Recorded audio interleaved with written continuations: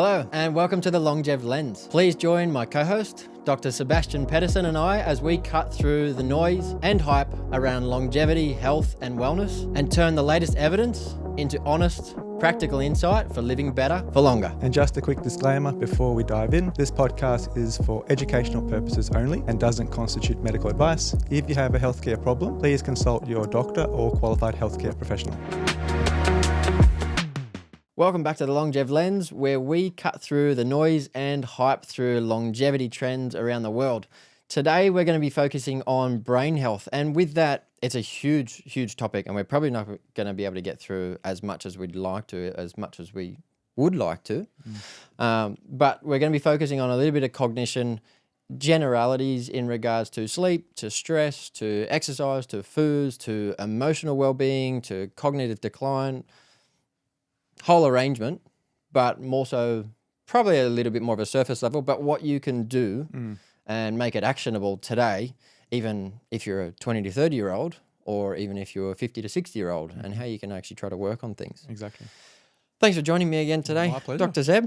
To start off with, why is brain health so important? And like, how do you think understanding the brain can improve my life? Yep, great question. I think for me, it's underappreciated. Everyone can see if you've got a physical ailment, you can't get out of a chair, you can't do X, you can't do Z, but things we take for granted every day is our brain. Like, do we remember how to get up out of the morning, to shower ourselves, to drive a car, to pay our bills? Like, all these things we take for granted all rely on a healthy, functional brain. And if we don't have that, then our lives are significantly impaired and we need a lot of external support, and thus we lose our independence very, very quickly.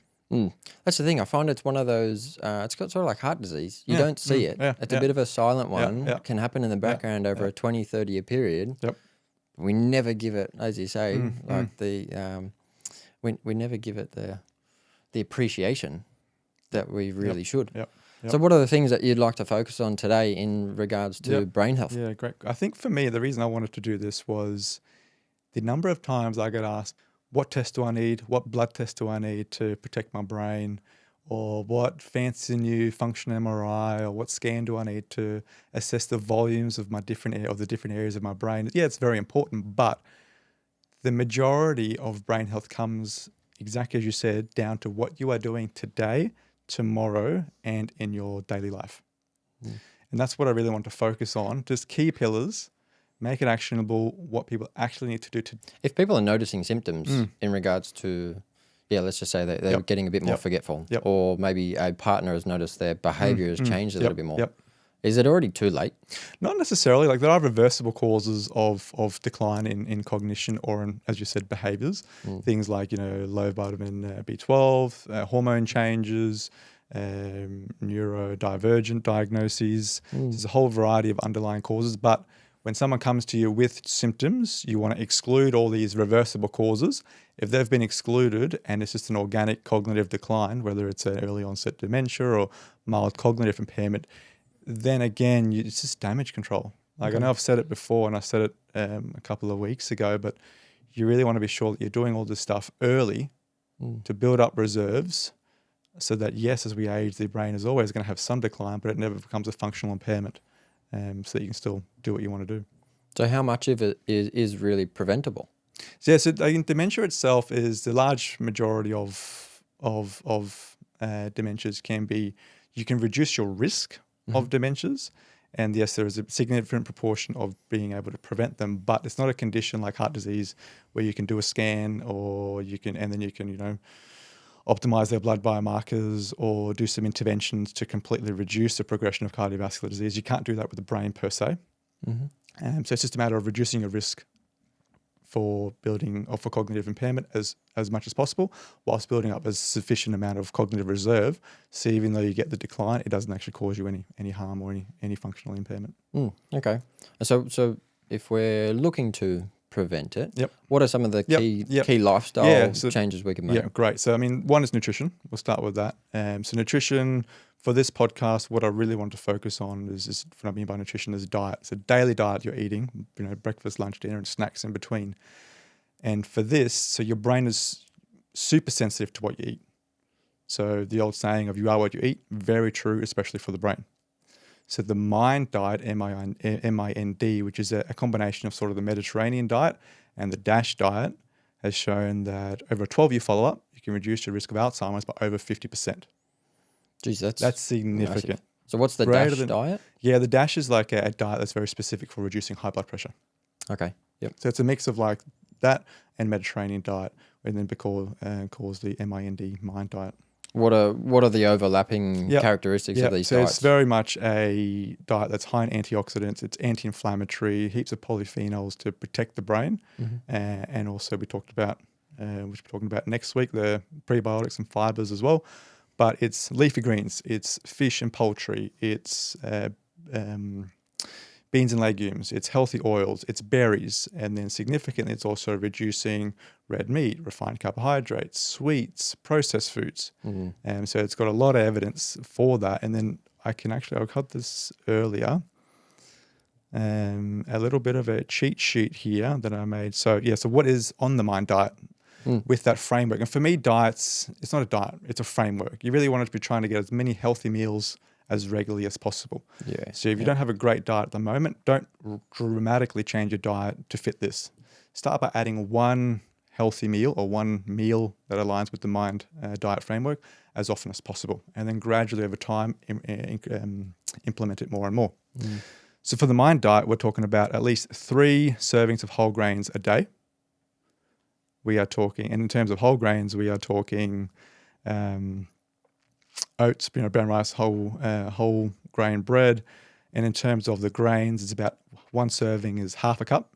It could be half a cup of brown rice, half a cup of oats, or 1 slice of bread. So you want 3 servings of whole grains throughout the day. You also want to be getting at least 1 dark green vegetable per day and 1 other vegetable each day. Yep. So we're talking about, a cup of leafy vegetables and half a cup to a cup of other vegetables per day. Berries at least twice a week, and that's again half a cup of berries, preferably darker berries, so blueberries, blackberries. They have darker colours, being that they have more of that antioxidant benefit behind it, and more of the polyphenols, I believe, like exactly right. blackberries, blueberries. That's exactly right. Yeah, okay. Or bilberries. I'm a really big fan of bilberries, but hard to get here in Australia. Yeah. Haven't seen them in the frozen section. Yeah, no, exactly right. You can get them as powder if you really. It's more of a, especially if you want sort of an anti-inflammatory boost for if you have chronic inflammatory conditions. So and when you're talking about anti-inflammatory benefits as well, that's where coming back from the fish, so your fish oils. That's exactly right. Yeah. Exactly right. It's like your turmerics, curcumins, are those sort of things included? If you add that on, just add into it. Exactly right. Yeah. But it's more, again, it's a matter of what are you targeting, but make sure you have the diet nailed down first. Yeah, I love what you said before, that don't make massive changes going from what you're eating before to then just go flip the switch and do the MIND diet. Just exactly right. do little changes where you just add it in, and then you don't need to stress about too much about subtracting it away. So I love that side of it, because it can be. Yeah, I know as well. Like when you try to make massive changes to your lifestyle, it's the habit. Even cognitive for the habit. You're going, this bloke's telling me something to do. I don't want to do it just because I have that in me. Exactly. You want to get at least 1 serving of nuts most days of the week. Is there any particular type of nut? This one was relatively broad. It didn't specify sort of walnuts or almonds or macadamias, but it just specifies nuts as a whole, as a category. Per se. I think it's pretty hard to go wrong. I mean, peanuts maybe the lesser side of that. You want maybe but. Yeah, I do try over a line. If there's nuts, almonds is good, walnuts is good, macadamias are good. If I had to eat nuts, that's the 3 ones that I rely on. I just find sometimes like the Brazil nuts. They're good though. They just taste like dirt. Yeah, well, I love Brazil nuts, especially a bit of selenium here and there. Just 1 or 2 a day. I don't need much of it. No. I don't love eating dirt, but I know how good they are for you. Exactly. Fish at least once a week, chicken at least twice a week, and then beans and legumes at least every second day. Again, we'll talk about that next week in the fiber. And then it really says, sweets and pastries, limiting red meat. And also when you're having red meat, make sure we're talking like 60 to 75 grams.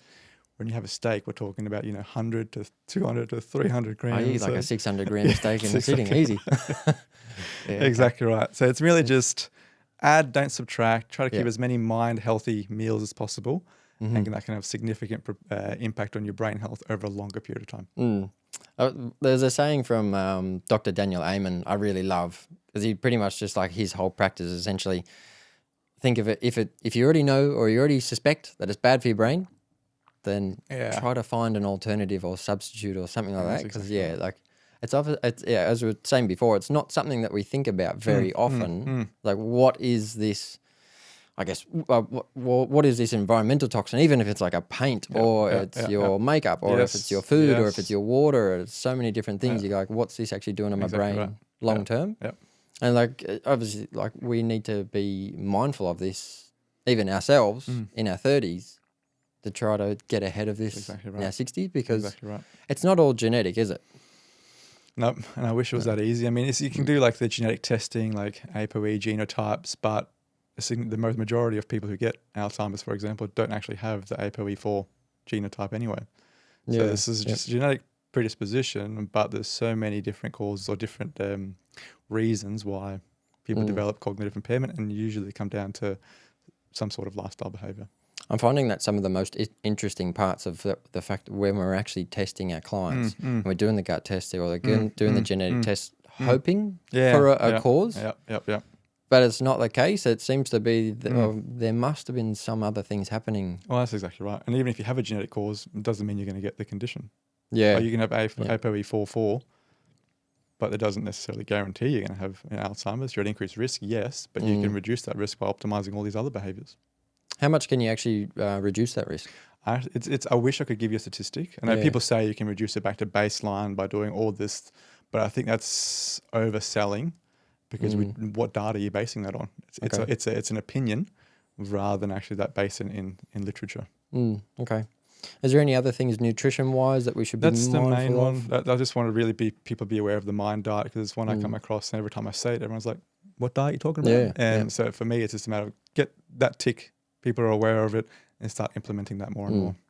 And it's very similar to the Mediterranean diet. Very similar. I think most people are pretty That's aware exactly of. right. Very exactly. What are the other pillars really that like takeaways that we should be looking for with brain health? Exercise, key, and like exercise rewires your brain. It really does. But what I wanted to focus on with exercise is intensity. So you really want to get that high intensity exercise where you're getting lactic acid, that is a stimulant or promotes BDNF or brain-derived neurotrophic factor to rewire and promote growth of healthy neurons. And that's what brain-derived neurotropic factor does? Yeah, correct. And you can get like VEGF to promote more blood supply in the brain, IGF-1 as a growth hormone. But you really want to be getting that in that intensity regularly. I mean, I say usually once or twice a week, because if you get too much intensity, increase cortisol, and cortisol can reduce your memory areas or shrink your memory areas of your brain. Interesting. So you want to be getting 1 to 2 sessions a week where you're getting that lactic acid pumping, but then you want to be doing the low to moderate intensity the rest of the week, but you definitely want to move every single day. Yeah, okay. And so the lactic acid, I think most people probably know that as like the painful. Yeah, that's exactly right. Painful part of where you get to the exercise where you feel like the burn in the muscle. Yep. It's actually interesting. It's actually not caused by the lactic acid. It's the hydrogen ions. That's exactly right. Which cause the acidity in there. Yeah. Right. That maybe for another topic another time. Exactly. But you said then the elevated cortisol and stress. Yep. And so that has an effect on your memory. It does. Yeah. Persistent stress, or especially physiological stress, where you have elevated levels of cortisol over a longer period of time, can result in shrinkage of the certain areas of the brain, like the areas that contain the memories. Okay. Yep. So it's very important for us that we are aware of our stress levels, and we always want to be we always want to be responding to stress, not reacting to stress. Because stress for the body can be a feeling, or it could be you're under significant physiological stress, like a high intensity exercise session. Brain is not good at telling the difference. Whether it's a real threat or a perceived threat, same physiological response. Same stress. Exactly. Yeah. And why that's important is, as an example, you can do stress reduction practices like mindfulness. So mindfulness over an 8-week period of time, or 8-week intervention, has been shown to reduce the areas of the brain that sort of promotes that emotional response to stress, and increases the areas of the brain that allows that analytical response to stress. So what you're really able to do is when you're in a stressful situation, you're able to handle it more effectively and you're able to respond appropriately rather than just reacting with emotions and you're getting cortisol pumping through your arteries and thus impacting your brain health over a period of time. Interesting. So that can actually be, let's say if someone was in that situation where, they are more reactive. 'Cause I've definitely had this in clinic as well. Obviously, there's loads of other stresses that seem to just snowball over time, and then out of the blue, maybe like a frozen shoulder or like a back injury or something may happen, and then it becomes very reactive. So it's super interesting that it's already possibly been cascading for the last, I don't know, months, years. That's exactly right. And so that can be coming from stress, emotional side of things. I think you wanted to touch on the emotional, social I mean, even side for as stress, now we're talking about stress. For me, it's mindfulness is one thing you can do. Breath work, whether it's box breathing, whether it's 3-3-3-3 or 4-4-4-4, just to bring that brain down, bring you centered, be mindful, be present is very important. But even something that I'm actually maybe a surprise, but I prescribe gratitude sessions to people.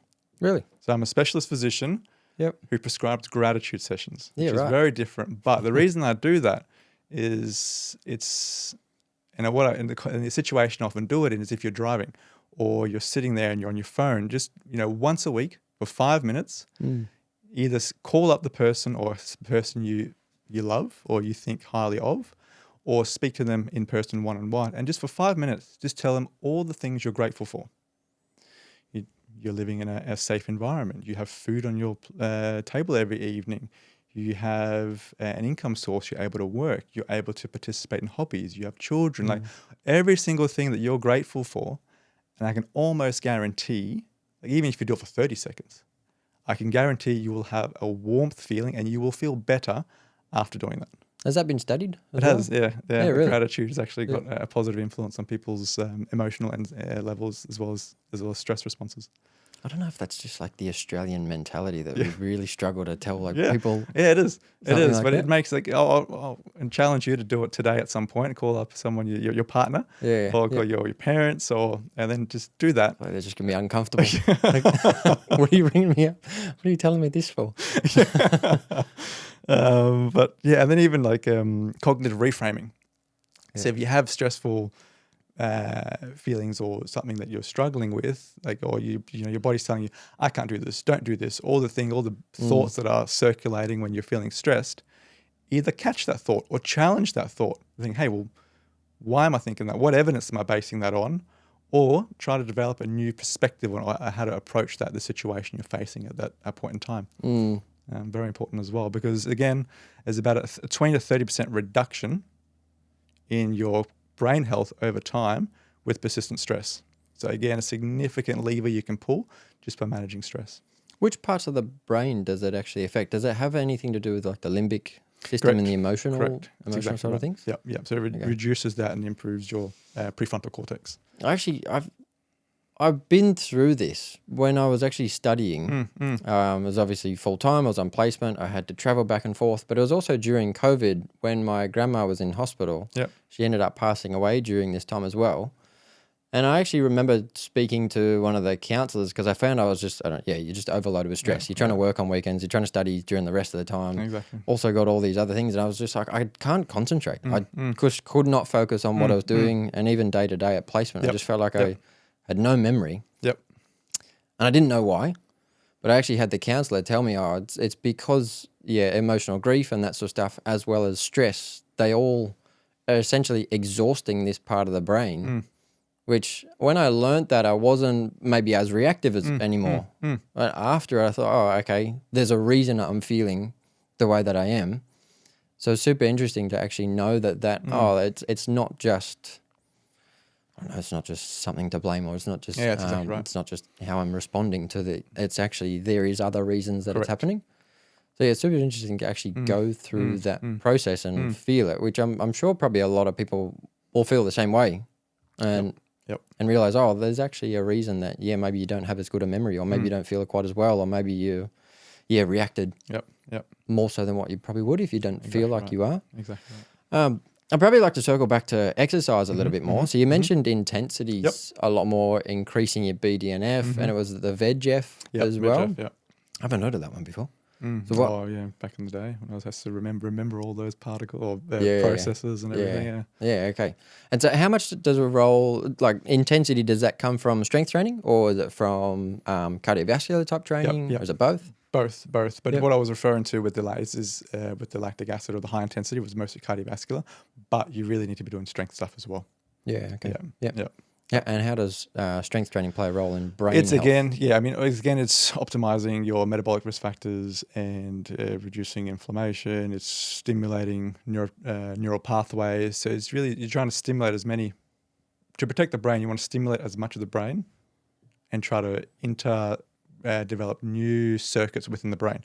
The more circuits you have over a longer period of time, the more robust your brain is, the less likely it is to succumb to have any significant issues throughout the aging process. So we're trying to develop those circuits as much as possible. And yes, from a cardiovascular perspective, we wanted to stimulate the lactic acid to stimulate the BDNF and the VEGF and IGF-1, but also from a strength perspective, the neuromuscular control and everything else. So really trying to build up as much reserves and resilience as we can. What about learning? Yeah. How much does learning play a role in brain health? Significant. I mean, learning for me is, again, I see people coming in, what brain games, what app, what dashboard do you want me to download and start doing? And I'm like, that's important to a degree. I mean, if it's very good for a very focused area of cognition. So if someone's doing a brain training app and they're just focusing on attention or sustained attention, where they're just focused on one task over a longer period of time, that's going to help your attention. But what about all the other areas of your brain? No, they're not going to be stimulated. So what the best thing you can do is exactly as you said, is real learning. So new instrument, new sport, new language. And the key here is you want to feel incompetent.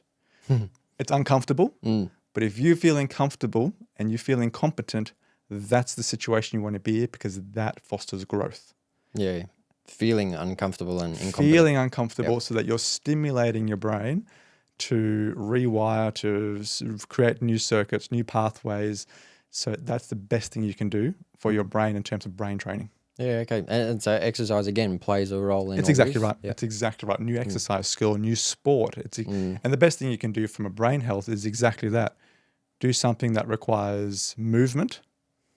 It's challenging to the brain, but also you get immediate feedback. So a new sport and a new instrument, a new language is great because you're doing some sort of movement, with the exception of language, unless you're dancing while you're learning the new language. But you're doing something that's challenging. In terms of instruments and sport, you're moving, but also you're getting immediate feedback. So like the other day, you're working on my hip abductors because they're quite imbalanced. Again, so I needed to move, I needed to focus, because that's one movement I've never done before. Yep. Right? Yeah. And it gave me immediate feedback, because some of the movements I was very poor at. So I'm like, this is terrible. So I need to improve that. Wasn't And as bad so as again, you the brain, the training those movements was actually harder than the strength component. Yeah. And again, that's the situation you want to be in. You're like, well, I suck at this. Okay, well, great. Let's go lean into that, do more of it. And then once it becomes, once you've mastered it, start to go to the next thing. And that literally grows new neural pathways, doesn't it? Like it's the learning the new skill. That's exactly almost, right. And so then, I think I've seen it on like an MRI or under a microscope. You actually see the wiring start to expand and grow out a little bit more. That's exactly right. But that doesn't exactly happen in that moment, does it? No, it's over time. Exactly right. And then if you start to make that, start repeating those pathways in the brain, that's when they get preserved. And then the more of those pathways you have, the more robust your brain is over a longer period of time. Because all of a sudden, if you imagine you have, just as an example, 1,000 pathways in the brain, but you drop, 5 to 10 of those per decade. Whereas you build up 10,000 and you still only drop 5 to 10 of those pathways per decade, you have a significant amount of reserve, so that yes, you can tolerate the gradual decline, but overall it's not really going to have a significant impact on how many pathways you have. Well, if you keep doing all this sort of stuff too from an early age, Like the normal cognitive decline that we think is probably based on people who are eventually just doing less and less of those activities. Correct. I guess is what we're seeing. Exactly. Because you can see it in their metabolic health, you can see it in obesity, you can see it like they're obviously not being or even in their food, they're not being as active as what they possibly should be. Because it's not necessarily just the with exercise. It's not necessarily just about growing muscle, losing fat. That's exactly right. You're actually gaining coordination, reactivity, you're growing bone. You don't see that either. Like you said before, like all these factors in the brain that help keep brain active, concentration, reduce stress over time as well. So it's all these things that are just so important. Super important. There's probably one big thing I really want to make sure we touch on as well is sleep. How much of a role... Because I know, again, if I've only I went to see Metallica the other night and I only ended up getting about 5-6 hours sleep. So my response in that day was, let's load up on 25 grams of creatine. But it was because I knew, okay, I've had less sleep than what I should. I'm not going to be as performing as well as what I should be. So how important is it really? Yeah, I mean, sleep is key. It recharges the brain and also takes out the trash. A good way of thinking about it. So you have your deep sleep, which is where your lymphatic system is working. It's trying to remove the trash or the proteins. Is that like the fluid in the brain? That's exactly right. It's relatively new. I'm still waiting for like more and more evidence as time goes on. But in principle, it sounds like, and this is good evidence to show that it's at least in some degree active in the brain, especially during deep sleep.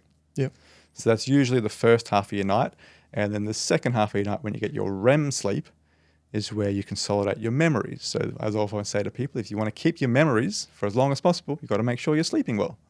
Because otherwise, even like you said, one night of sleep, that next day, your focus can be significantly impaired.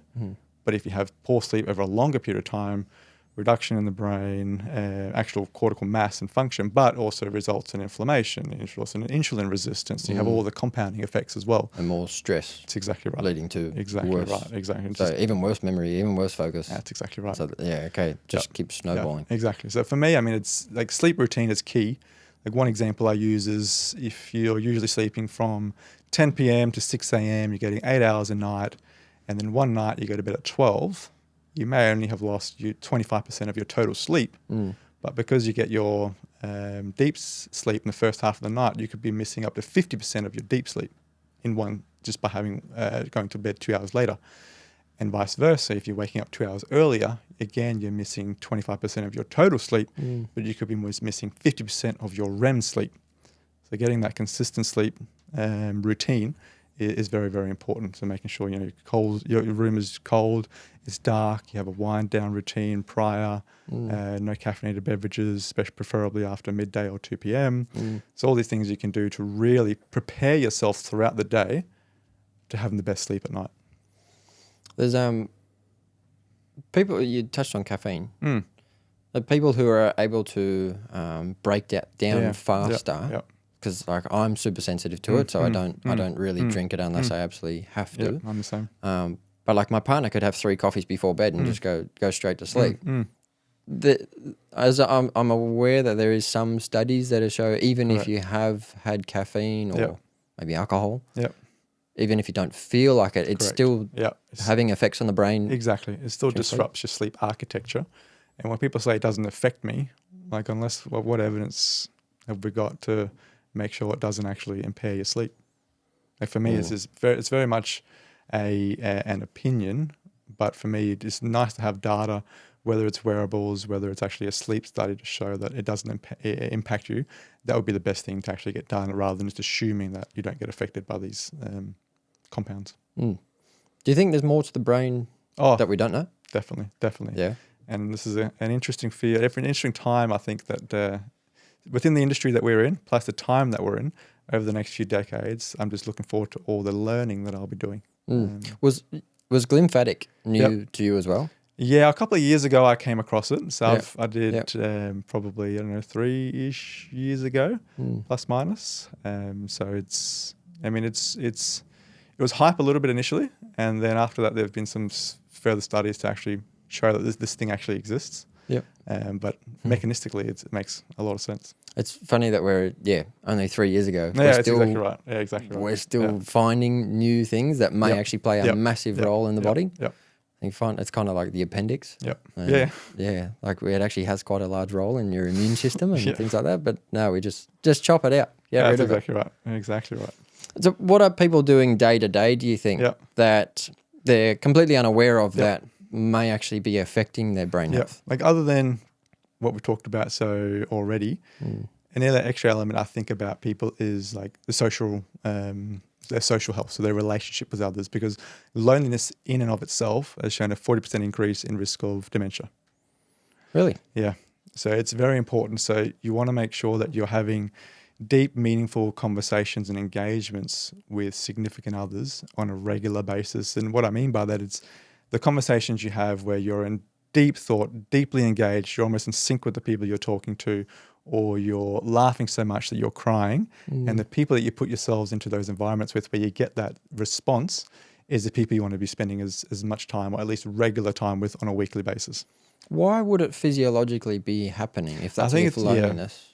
I think it's also an increase in stress, probably perhaps increase in what you're eating, what you're moving. So it's got all the other, it sort of compounds all the other behaviors rather than just being, I feel lonely and thus increase dementia. So I think it's got to do with multiple things. There'll be neurotransmitters, as you say, from like laughing, increase more brain. That's exactly right. I guess even if you're getting social interactions and even if you disagree with a discussion, at least you're still getting challenged. Exactly right. So and I think that's important. I think it's important to grow those new perspectives. You don't have to always agree with everyone you're speaking to, but it's important to be as connected to the person and at least understand where they're coming from to foster relationships is super important.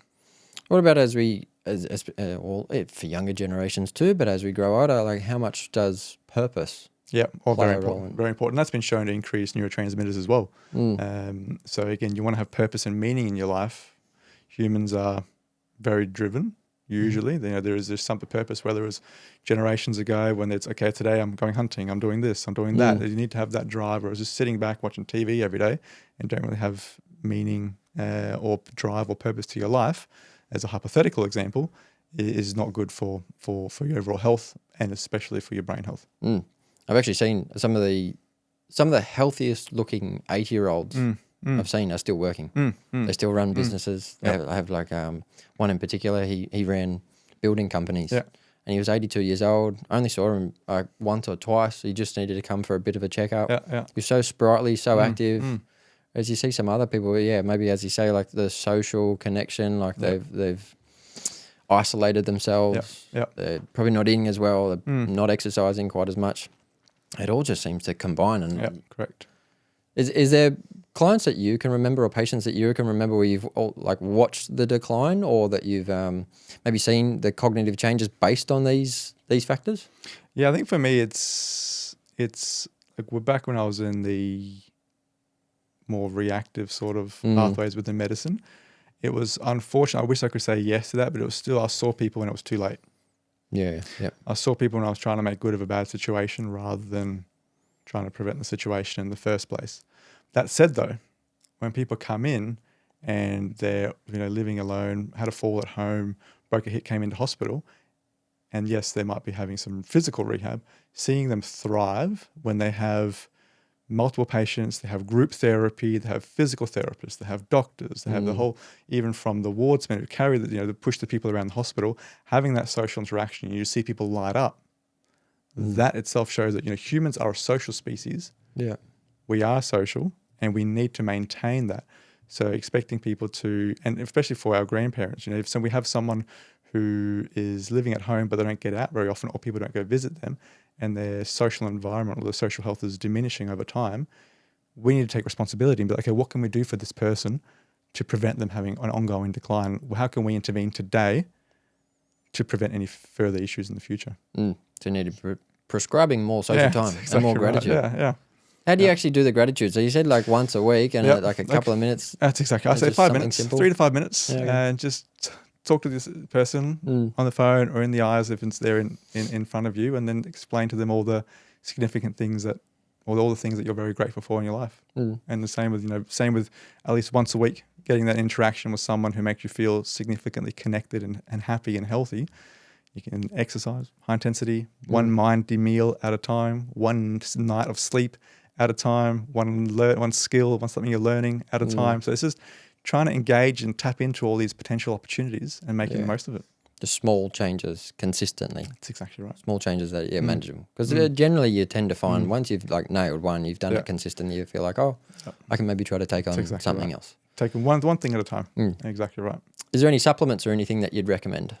Yeah, for brain health, it's targeting what are we trying to achieve. I mean, creatine is good, especially for those who have issues with cognitive impairment or are under a significant amount of stress. You mentioned sleep. So that's super important. And then again, it's more targeted. What does this person need? Whether it's you do a blood panel to see are there any reversible causes of brain impairment that we can target with either medications or supplements. So it's very personalized. Yeah, I think that's just super important for people to know that it is preventable. Yeah. That it's not just you're going to get older and you're going to have Alzheimer's. That's exactly right. Exactly right. And that's just briefly touching. I know we're running out of time, but you mentioned the type 3 diabetes. In terms of Alzheimer's. Yeah. And again, having that perspective of, I say Alzheimer's to you, you're going to be like, oh, well, can't do much with that.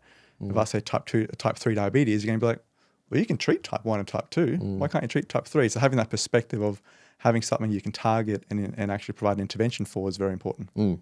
Yeah, I think that's, I think it's probably the part that I really want to make sure we finish on, where we hammer at home that there is massive percentages.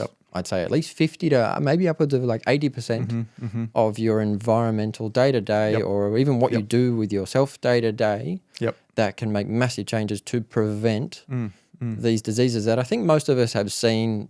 And they obviously, everyone pretty much says, like, if I get that way, like, just shoot me, put me down. I don't want to get to that. I'm the same. So I think it's really encouraging. It is. To know that it's not genetics. It's not based on family history purely. There's actually massive portions of your day that we can actually change to prevent all these things that we sort of thought, like it's the luck of the draw. That's exactly right. Exactly right. Awesome. Thank you for that, Seb. My pleasure. That was really good. I loved learning about that one. I'm looking forward to the next one that we go through as well. Thank you again. My pleasure. And thank you for joining us. As always, if you've got any questions, if you've got any queries, anything you want to direct towards us, we're more than happy to hear it. We'd love to talk about it. And thank you again for your time.